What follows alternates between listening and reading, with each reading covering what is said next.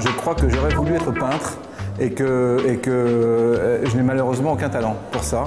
Donc un jour, je me suis décidé à essayer de trouver un compromis entre la photographie que je trouvais plutôt un peu sèche, un petit peu rébarbative comme ça, où tout d'un coup on volait un moment de quelqu'un, à essayer de délier cela dans le temps. Et donc avec une pause longue, avec une lampe de poche et avec un discours préalable, essayer de plonger dans un état mental qui fait qu'on montre des choses de soi, qui sont des choses très intimes, très personnelles et qui ne sont pas forcément visibles lorsque on appuie 1/125e de seconde sur l'appareil photo. Lorsque vous utilisez en photographie un flash ou un projecteur, vous prenez une cellule, vous analysez. Là, en l'occurrence, il n'y a aucune analyse possible. Ça se joue avec plein d'incidents, plein d'accidents, de prises de vue possibles.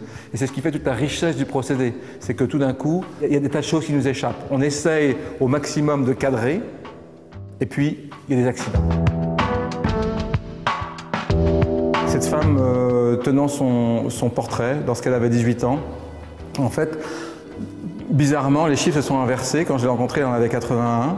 Et donc elle tient cette image d'elle-même et une espèce de mise en abîme comme ça de ce personnage qui en 80 cm tient 70 années de sa vie.